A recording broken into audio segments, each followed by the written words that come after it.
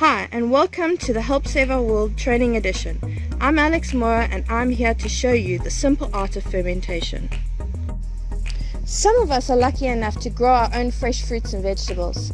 Fermentation is a fantastic way to preserve vegetables that are not consumed quick enough after harvest. Today we'll be making sauerkraut, which is rich in probiotics, vitamins, fiber and minerals, promoting healthy gut bacteria. Sauerkraut can promote a healthy heart, strong bones, and weight loss. Our ingredients today are cabbage and sea salt, but I'm going to be using Himalayan crystal salt. Anything that is not table salt.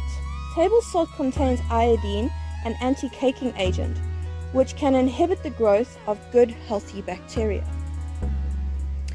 We will also be adding herbs and spices to this recipe, but the herbs and spices are your choice.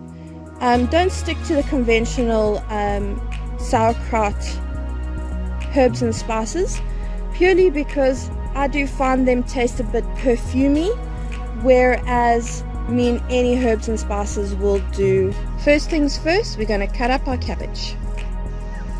When cutting your cabbage, you want to try and get your pieces as thin as possible and try and keep them the same thickness all the way through. Be sure to keep your core one side. I'll show you the good benefits of this shortly. Okay, so I've cut up half the cabbage, which is approximately the size of about one medium cabbage. I would say that's about 3 pounds or approximately 1.5 kgs. And that's how much I've got in the bowl here. I know it looks like a lot, but it's not. And then I'm going to be adding 1.5 tablespoons of the Himalayan crystal salt to my cabbage, and I'm going to hand crush it together. And so I've added my salt and I've added some herbs. The herbs I have chosen are paprika, Italian herbs, and thyme, and I have sprinkled them all in there. Now I'm going to use my clean hands and I'm going to actually crush it all together. Can you hear that awesome squishy crunch sound? That's what you want to hear from fresh cabbage. Okay, so I've been crushing this for about 30 seconds now, and you can already see the cabbage is about half the size that it was originally. And if you look, you can already see the moisture starting to leak out of the cabbage. Now you want that to come more and more and more, so I'm just going to leave this for about 10 minutes and then I'm going to re-squish it again. After that, I can bottle it straight into my bottles. I don't need to pre-sterilize them completely, I just need to wash them thoroughly. I just want to mention a few different things. You can pretty much ferment any type of vegetable, carrots, peppers, chilies, the works. You can throw pretty much any vegetable in there and ferment it the same process as we're doing the cabbage here now.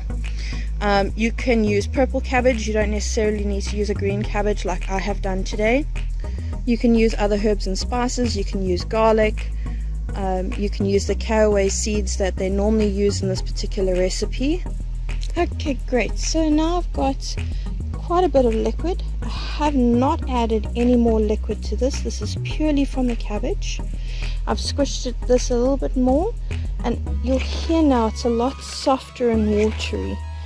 That's all the salt breaking down all the cell walls to extract this cabbage water from the cabbage itself. From there, we're going to be putting the cabbage straight into the bottles, and we're going to be adding this liquid to it, to top it up. I've also brought along a jug with 1 cup of water with 1 tablespoon of Himalayan salt, and that is going to also be added to this if there is not enough liquid to cover the top of the cabbage with its own juices as it is. Once everything has been pushed down, you'll notice here is just cabbage juice water. Let's get down a bit there. And you can see how I've got little pieces sticking up out of the top here. You don't want that. You want everything to be submerged out of under the water, and that's where your cork comes in handy to make sure you really get everything down below the surface of the water as far as it can go, and your hands cannot fit. And you can make your cork to the size of your bottle top that you need it to be at. Unfortunately, my core is not long enough to do this one, but that's fine. That's where this comes in handy, and I can just top up my jar with the extra salt water so that everything is submerged below the surface of the water. With the lids of your bottles, you want to make sure that the lids do not actually seal the bottle completely, but have a breathable gap. So where you've got a lid like this, where you can actually take out the inside liner, it's best to do that to prevent the actual seal. If you haven't got anything that you can remove the inside liner like I have, you can put a piece of cloth over your bottle with an elastic band, or a piece of cloth with your lid over the top of that. That will give it some breathable room, and you won't have your bottles exploding on you.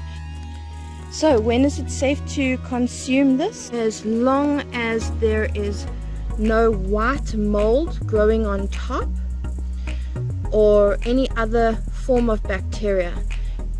If there's only a small amount, that's fine, you can scoop that off. But if you start to see large amounts of mold growing or persistent mold growing, you need to get rid of the contents. But it should take 7 days to 4 weeks to fully ferment. Thanks for watching. I hope you have a great day. Enjoy.